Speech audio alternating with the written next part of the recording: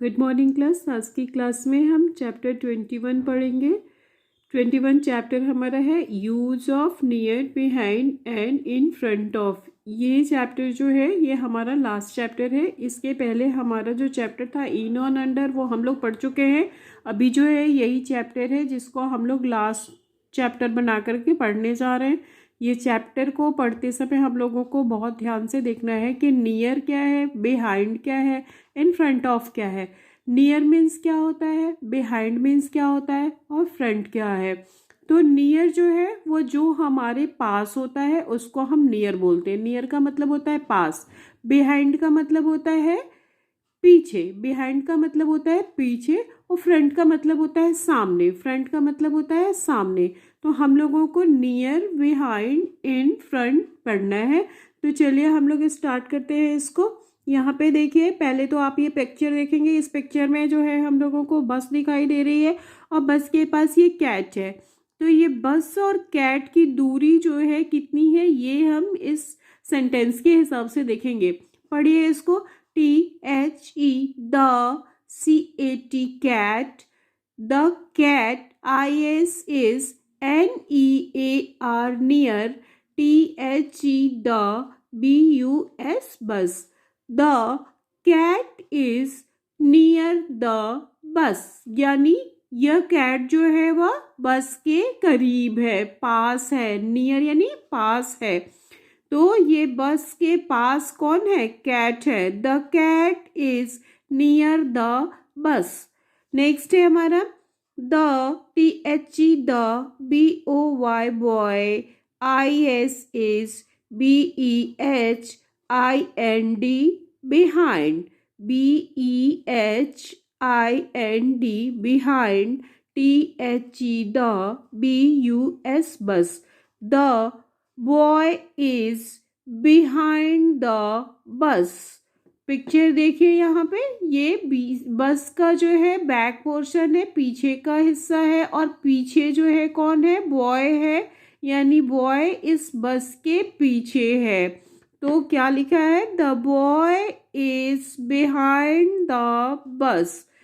इसी तरीके से आपका यहाँ पे नेक्स्ट पिक्चर है जिसको आप देखिए। यहाँ पे आपको ट्री दिखाई दे रहा है। ये गार्डन का पिक्चर है। गार्डन में ट्री है। ट्री जो है एक यहाँ और सेकंड जो है यहाँ है, मतलब इसके आमने सामने है या फिर इसके आगे है। इस पेड़ के आगे, ये फ्रंट यानी सामने। तो यहाँ पे ये गार्डन का पिक्चर दिखाया गया है जिसमें ट्री है और ट्री जो है वो कहाँ है? सामने है। तो यहाँ पे आप जब पढ़ेंगे THE, the, TREE, tree, is in,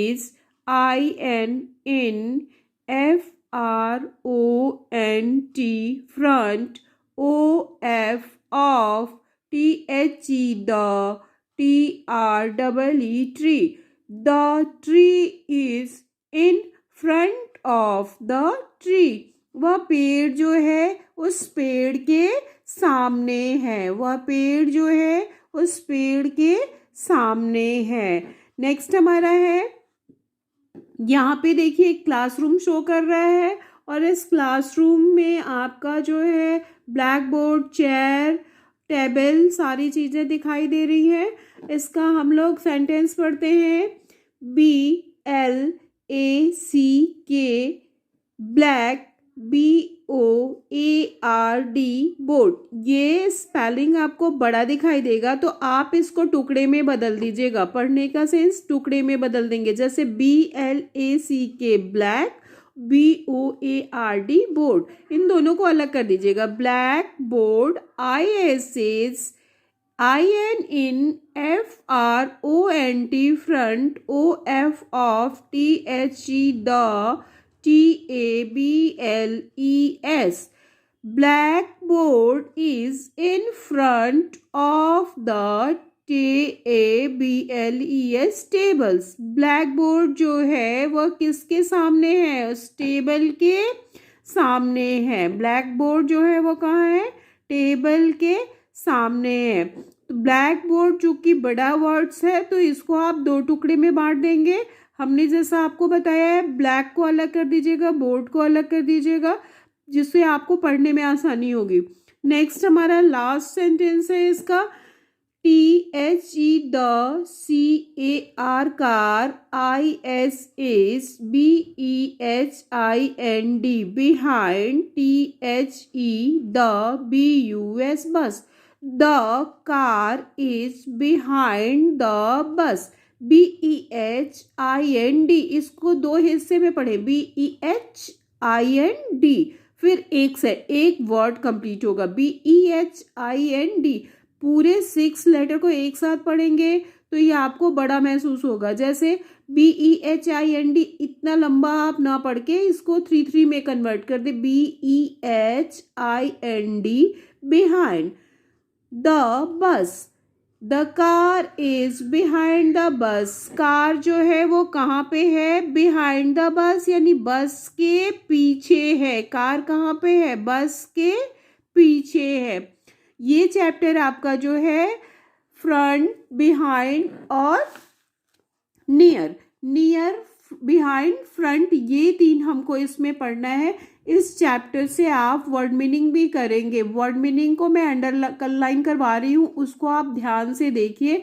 जिस वर्ड्स को मैं अंडरलाइन करवाऊंगी उसको आप वर्ड मीनिंग के थ्रू कॉपी में लिखिएगा। सबसे पहला यहाँ पे वर्ड नोटबुक, जो आपकी नोटबुक होमवर्क नोटबुक आपके पास है उसमें आप इसको कीजिएगा। होमवर्क नोटबुक में पेज पे डेट डाल के, सेम डेट जिस दिन आपका ये क्लास है उसका डेट डालिएगा। एक साइड में आप यहाँ पे वर्ड लिखेंगे और दूसरे साइड में उसका जो है मीनिंग्स लिखेंगे, या फिर आप सिर्फ वर्ड, डिफिकल्ट वर्ड करके लिखिएगा और उसको जो है वर्ड मीनिंग को कंप्लीट कीजिएगा, जितने को अंडरलाइन में लगवा रही हूँ।